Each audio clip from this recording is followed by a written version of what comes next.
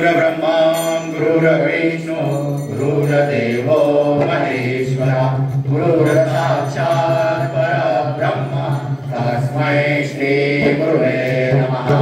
ओम श्री अनंत कोटि ब्रह्मांड नायक राजाधिराज योगिराज परब्रह्म सद्गुरु श्री स्वामी समर्थ महाराज की जय। अनंत कोटि ब्रह्मांड नायक राजाधिराज योगिराज परब्रह्म सद्गुरु श्री स्वामी समर्थ महाराज यांच्या कृपेने आज जी स्वामी समर्थ महाराजांची कथा आहे, जे स्वामी समर्थ महाराज माझ्याकडून वधून घेतील ते मी तुमच्यापुढे थोडक्यात सांगण्याचा प्रयत्न। सद्गुरु श्री स्वामी समर्थ महाराज की जय। श्री स्वामी समर्थ महाराज, स्वामी समर्थ महाराज यांच्या लीला ह्या अनंत आहे। महाराज प्रत्येक भक्ताच्या पाठीशी उभे, फक्त महाराजांकडे आपलं लक्ष असलं पाहिजे। एकदा जर मनामध्ये स्वामींची भक्ती जर निर्माण झाली ना, स्वामी महाराज जवळ उभे राहतात। आपण कधी कधी म्हणतो आनंदाचे दिवस चालू आहे, एकही संकट नाही, सर्व सुखाने चालू आहे, गाडी रुळावर एकदम क्लिअर आहे, गाडी क्लिअर चालू आहे, आणि अचानक गाडी घसरली, रुळावरून बाहेर आली, संकट चालू झाले, दुःख चालू झाले आणि चिंता चालू झाल्या, सर्व गोष्टी चालू झाल्या, आणि त्यावेळेस नामस्मरण आपल्या मुखामध्ये असतं ना, तो ब्रह्मांड नाही आपल्या जवळ उभा असतो आणि आपल्याकडे स्मित हस्ते करून म्हणतो, भिऊ नको, मी तुझ्या पाठीशी आम्ही बघते। तुम्ही जसं विश्वासाने त्याच्याकडे मागाल तसा तो तुमच्या जवळ उभा। महाराज कर्दळी वनातून निघालेले होते आणि मंगळवेढ्यापर्यंत पोहोचलेले होते स्वामी महाराज। मंगळवेढ्यामध्ये महाराजांचे अनेक भक्त निर्माण झालेले होते, प्रत्येक जण स्वामींचं नामस्मरण घेत। महाराज अरण्यात कधी फिरायचे, महाराज कधी पाषाणावर झोपून घ्यायचे, महाराजांनी कधी गादी माहित नव्हती, काहीच माहित नव्हतं, फक्त भक्तांचं कल्याण करण्यासाठी मी अक्कलकोट मध्ये जाणार हे स्वामींचं व्रत होतं, बाकी दुसरं स्वामींच्या मनात काहीच नव्हतं। महाराज एक दिवस एका पाषाणावर बसलेले होते आणि बसप्पा तेली हा जंगलामध्ये लाकडं तोडत होता, त्याचं लक्ष त्या स्वामींवर गेलं। आता बसप्पा तेली हा सर्वांना माहिती आहे, पण ह्या बसप्पा तेलेच्या जीवनात झालेले प्रसंग कोणाला माहित नाही। ह्या बसप्पा तेलेची परिस्थिती अशी होती की एक वेळेचं त्याला जेवण भेटत नसे, घरामध्ये मुलं बाळ उपाशी असत असे, 18 विश्व दारिद्र्य याच्या भोवती होत। हा बसप्पा तेली वैतागलेला होता संसाराला। पत्नी कधी कधी चुलीतली राख असे ती राख पोळी बरोबर खात असे, इतकी वाईट परिस्थिती या बसप्पा तेलीची होती। पण याच्या जीवनातला एक प्रसंग या बसप्पा तेलीचा की जेव्हा त्याच्या घरात काहीच नव्हतं, एक साधू त्याच्याकडे भिक्षा मागायला आलेला होता या बसप्पा तेलीकडे, आणि बसप्पा तेली बसलेला होता, घरामध्ये एक पोळी उरलेली असल्या बसप्पा तेली, आणि साधू 12 वाजेच्या सुमारास त्या बसप्पा तेल्याजवळ आला, भिक्षां दे असा आवाज। ह्या बसप्पा तेल्याने विचार नाही केला, पत्नीजवळ गेला, अर्धी पोळी तोडली, त्या पत्नीच्या डोळ्यातून अश्रू निर्माण झाले होते। घरात पोरांना खायला नाही, हे काय सान्यासाला जेवण देत आहे, पण ह्या बसप्पा तेल्याचं मन उदार होतं त्या ठिकाणी। पत्नीच्या 2 शिव्या खाल्ल्या, पण अर्धी पोळी त्याने त्या संन्यासाच्या झोळीमध्ये टाकली। पत्नीने कटकट केली, बसप्पा तिने एक शब्द बोलला आणि तिथून निघून गेलेला होता। कारण की माणसाकडे काही नसतं ना, त्याचं मन मोठं असलं ना, तो भगवंत त्याच्या जवळ येतो, तो त्याला स्वतः साक्षात भेटायला येतो। त्यावेळेस स्वामी महाराज साक्षात या बसप्पा तेल्यासाठी या मंगळवेढ्यामध्ये आलेले होते। तर महाराज पाषाणावर बसले होते, हा बसप्पा तेली लाकडं तोडत होता। त्याचं लक्ष स्वामींकडे गेलं, अरे सत्पुरुष कोण आहे, एका पाषाणावर बसलेले, त्यांच्याकडे बघावं असं दिव्य असं तेज आहे, हजारो सूर्य एकत्र व्हावे, हे तेज त्यांच्यामध्ये निर्माण होतंय स्वामींमध्ये। म्हणून हा बसप्पा तेली स्वामींपुढे गेला आणि हात जोडू लागला, आणि जेव्हा त्यांनी स्वामींना स्पर्श केला ना बसप्पा तेलीने, तर पूर्ण कापसासारखं स्वामींचं शरीर होतं। स्वामींचं एक वर्णन आहे की जो स्वामींना स्वामींजवळ राहत होता ना अक्कलकोटला, ज्याने स्वामींना बघितलेलं होतं, स्वामींनी त्याला रूप दाखवलं होतं, तर स्वामींनी ब्रह्मशक्ती त्यांना दाखवलेली होती की महाराज कोणत्या अवताराने या अक्कलकोट मध्ये येणार आहे, हे सगळे रूप स्वामींनी जवळच्या भक्तांना दाखवले होते अक्कलकोट मध्ये. या बसप्पा तेल्याने स्वामींना स्पर्श केला, त्या स्वामींनी स्मित असं सुंदर हास्य केलं. कारण की आयुष्यामध्ये गोष्ट लक्षात ठेवा, कर्माचं फळ कधीच वाया जात नाही. एक शेठ होता, त्याच्याकडे एक नौकर कामाला होता आणि पंढरपूरची दिंडी निघालेली होती. तर त्या नौकराने आपल्या शेठला सांगितलं, शेठ मला दिंडीला जायचंय, पंढरपूरच्या वारीला जायचंय, तर मला सुट्टी आहे. त्याच्या शेठने 1100 रुपये काढले आणि सांगितलं, पंढरपूरला गेल्यावर त्या विठुरायाला एवढे 1100 रुपये त्याच्या दानपेटीत त्याला अर्पण करा. नौकराने होकार दिला आणि दिंडीमध्ये गेला. पण हा दिंडीमध्ये जात असताना काही वारकरी संप्रदाय होता, त्यांना जेवण भेटल्यामुळे सगळेजण आनंदित होते, पण काहींचे चेहरे उतरलेले होते. त्यांनी एक दिवस जेवण केलेलं नव्हतं दिंडीमध्ये. तर ह्या नौकराचं लक्ष त्यांच्यावर गेलं. त्यांनी त्यांना बोलवलं आणि जे शेठजीने पैसे दिले होते 1100 रुपये, त्याच्यावर त्यांनी खर्च केला. 1080 रुपये खर्च झाला. त्यांना जेवण बिवण आनंदाने दिलं आणि पुढचा प्रवास चालू झाला. 20 रुपये उरले आणि विठोबाचं दर्शन घेतलं आणि ते 20 रुपये दानपेटीत टाकले. विठोबाला सांगितलं, माझ्या शेठने 20 रुपये दिले, त्याचा स्वीकार करा. पांडुरंगाने 20 रुपये स्वीकार केले आणि रात्री त्या शेठच्या स्वप्नामध्ये साक्षात पांडुरंग आले. त्यांनी सांगितलं, पांडुरंगाने शेठजीला, तुम्ही जे 1080 रुपये मला पाठवले होते ते मला भेटले. शेठला आनंद झाला. सकाळी उठल्या की पांडुरंगाने मला दृष्टांत दिलेला आहे. आणि उठल्यावर आनंद झाल्यावर की माझा नौकर किती इमानदार आहे, पण त्यांनी 20 रुपयाचं काय केलं ही चिंता त्यांच्या मनामध्ये डोकावत होती.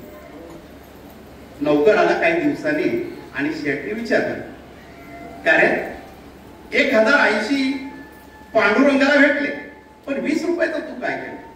नौकराला विचार पडला, ही झालेली घटना आपल्या शेठला कशी समजली. त्या शेठीने स्वप्नाचा दृष्टांत त्याला सांगितला. पण त्या शेठ विचारू लागले, 1080 भेटले, पण तू 20 रुपयाचं काय केलं?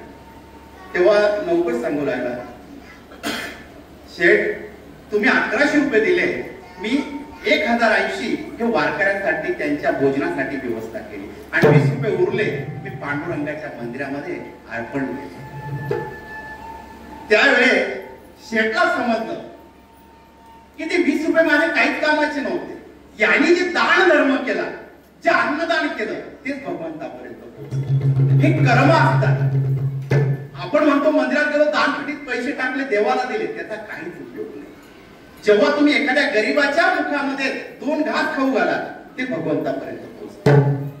तसं हा बसप्पा तेली स्वतःच्या पोटातला घास त्यांनी त्या संन्यासाच्या झोळीमध्ये दिला, म्हणून त्याला स्वामी समर्थ भेटले होते. महाराजांना बघितलं, स्पर्श केला, कापसासारखं स्वामींचं शरीर ह्या बसप्पा तेल्याला लागू लागलं आणि तो स्वामींच्या चरणी राहू लागला. आता रोज तो स्वामींचं नामस्मरण घेऊ लागला. जिथं स्वामी जातील तिथं हा बसप्पा तेली त्यांच्या मागे जात होता. इकडे पत्नी वाट पाहू लागली, आपला पती काय येत नाही. तेव्हा तिला समजलं आपला पती एका संन्यासाच्या मागे लागलेला आहे. तिने विचार केला, नवरा तर काय घरी येत नाही, आता आपण याचा विचार सोडवा, आपल्याला जे मुलं आहे त्यांच्यावर आपणच लक्ष द्यावं. म्हणून ती मोलमजुरी करू लागली, मुलांकडे लक्ष देऊ लागली. पण तिची दैनंदिन अवस्था इतकी खराब होत चालली होती बसप्पा तेलीच्या बायकोची, त्या बिचारीला कधी कधी जेवायला मिळत नसे, तर तब्येत खूप खराब होत चाललेली होती. माणूस आयुष्यामध्ये सर्व सोंग करू शकतो, पण पैशाचं सोंग कधीच करू शकतो. ज्यावेळेस तिच्याकडे काहीच नव्हतं, देवाला ती दोष द्यायची का तुम्ही आमच्यासाठी काय केलं, आमची अशी परिस्थिती केली, जो माझा नवरा होता त्याला तू घेऊन गेला.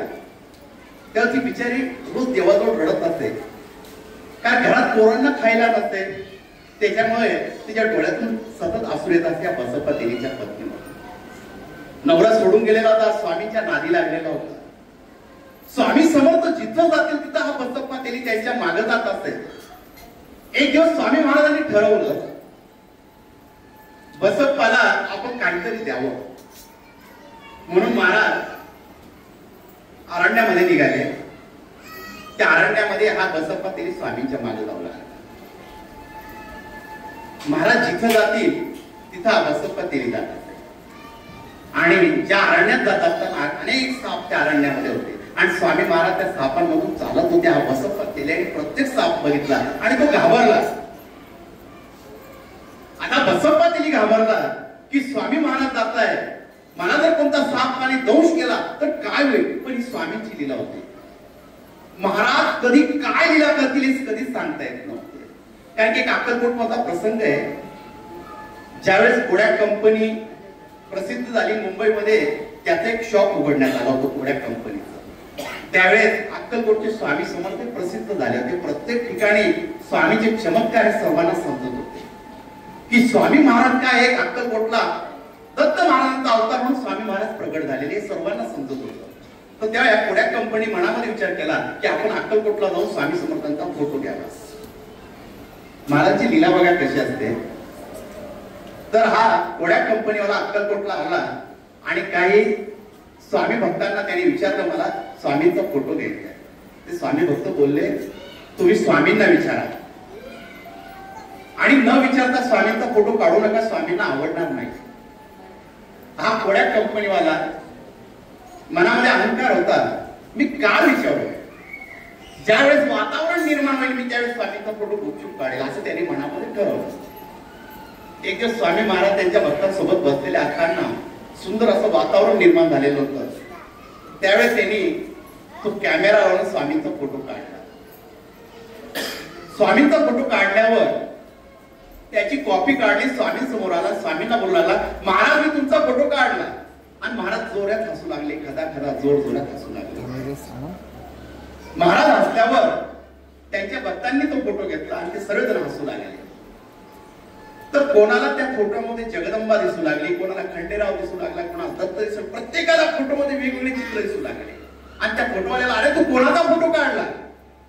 हा खंडेरावाचा काढला, कोणी अंबाबाचा काढला. तर तो फोटोवाला रागवला, त्याने फोटो हातात घेतला आणि स्वामींच्या हातात दिला. स्वामी महाराज हा तुमचा फोटो आहे. आणि त्यावेळेस स्वामी खदा खदा हसू लागले. अरे हा माझा फोटो आहे, माझा, अरे नीट बघ. त्यावेळेस त्या फोटोवाल्याने बघितलं एक माकडाचा चेहरा त्याच्यामध्ये निर्माण झालेला होता. आणि महाराज तिथे हसत झाले, आम्ही काय वाढणार आहोत का, आम्ही स्वामी आहोत. आणि स्वामी परत हसू लागले. त्या कोड्यापाल्याला त्याची लाज वाटते, त्यांनी स्वामींची क्षमा मागितली. स्वामींना त्यांच्या स्वामी मला तुमची फोटो काढण्याची आज्ञा दिली. महाराजांनी आज्ञा दिली आणि त्यावेळेस स्वामींचा पहिला फोटो त्या कोड्या कंपनीने काढला. आज सुद्धा तो ब्लॅक अँड व्हाईट फोटो स्वामींचा आहे. ह्या लीला ज्या स्वामींनी करून घेतलेल्या आहे, या भक्तांना दाखवण्यासाठी करून घेतलेलं आहे की माझं रूप कसं आहे, मी कसा दिसतोय, हे स्वामी महाराजांनी करून घेतलं. त्यांच्या लीला आहे. तशी लीला ते बसप्पा तेल्यासोबत करत होते. हा बसप्पा तेली सापांभोवती फिरत होता. त्याला भीती वाटत होती, मी या सापांमध्ये जाऊ कसं. आणि त्यावेळेस ब्रह्मांड नाईक म्हणतोय अरे बसप्पा घाबरतोस का, लागल तेवढे घेऊन टाक. काय स्वामी, अहो साप आहे, आम्ही सांगतोय ना, लागल तेवढे घेऊन टाक. महाराज एका शब्दात बोलले आणि महाराजांच्या शब्दामध्ये एक जादू होती. महाराजांना ओळखून देण्यामध्ये कोणाची हिंमत नसे. ज्यावेळेस स्वामींच्या मुखामधून शब्द निघत असे, समोरचा तो शब्द झलत असे आणि स्वामींनी सांगितलेलं करत असे. बसप्पा तेली वाकला आणि सापाला उचलला, परत साप खाली सोडला, घाबरून गेला. स्वामी नाही, मी उचलू शकत नाही स्वामी, मला भीती वाटते. का भीती वाटते, आम्ही आहोत. स्वामी महाराज जोरात बोलले, अरे घे, घाबरू नको, तुला जे लागल त्यावेळेस तिथं जेवढं लागल तेवढं घे, आम्ही तुझ्या सोबत आहोत. बसप्पा तेली परत वाकला, ते एक साप उचलू लागला, पण सापाचा फणा पण परत साप खाली पडला. त्यावेळेस स्वामी चिडले. स्वामीने स्वतः साप उचलला आणि बसप्पा तेलीच्या झोळीमध्ये बांधून दिला आणि सांगितलं आता चालता हो आपल्या पतीचा सांभाळ कर. बसप्पा तेली बोलू लागला, महाराज क्षमा करा, मला तुझे चरण सोडून जायचे नाही. ह्या बसप्पा तेलीची भक्ती स्वामींच्या चरणी इतकी सुटली होती की त्याला स्वामींचे चरण सोडायचे नव्हते. पण ज्यावेळेस स्वामी चिडले, जा आपल्या पत्नीची तब्येत बघ. महाराज घरात खायला नाही का जाऊ, अरे संसार कर, आम्ही आहोत, आम्ही तुमच्यासाठी आले आहोत, आम्ही दत्त अवतार आहोत. महाराज एवढे शब्द बोलत बसप्पा तेल्याने झोळ्यामध्ये तो साप घेतला आणि घरी आला. पत्नी आजारी पडलेली होती. पोटामध्ये अन्नाचा एक कण नव्हता आणि बसप्पा तेली दारामध्ये उभा आहे. एक असा कठीण प्रसंग त्या पत्नीच्या भोवती आलेला होता. जो नवरा आयुष्यभर सांभाळ करतो तो आम्हाला सोडून गेलेला, अशा परिस्थितीमध्ये सोडून गेलेला आहे आणि तो माझ्या तोंडासमोर उभा आहे. अरे आमचे हाल काय चालू आहे? आणि ती पत्नी बसप्पा तेल्याकडे आपल्या पतीकडे बघू लागली. बसप्पा तेल्याला भीती वाटू लागली. स्वामींनी साप बांधून दिलेला आहे. पत्नीने जी झोळी बांधून दिली त्याच्याकडे पाहत होती. अहो काय आणलं? ज्यावेळेस पोटामध्ये भूक लागते ना माणसाला, त्यावेळेस समोरचा दुश्मन राहो कोणी राहो सर्व विसरून जातो. त्यांनी काय आणलं तो घास पोटामध्ये पडल बस एवढाच मनामध्ये विचार. नवऱ्यावरचा राग कमी झाला होता, फक्त त्या झोळीकडे लक्ष होतं. महाराज मला काहीतरी देते, माझा नवरा काहीतरी मला देणार आहे, माझ्यासाठी त्यांनी झोळी बांधून आणलेले म्हणून तिला असं मनामध्ये इच्छा प्रगट झाली. माझा नवरा मला देईल आणि माझ्या पोटामध्ये 2 घास जाईल म्हणून ती नवऱ्याला बोलावले. अहो काय आणलं हो, मला द्या ना. ती झोळी मागतीये आणि हा बसप्पा तेली बाजूकडे पाहतोय आणि मनामध्ये भीती होती हिला काय देऊ, त्या झोळीमधला साप देऊ खायला.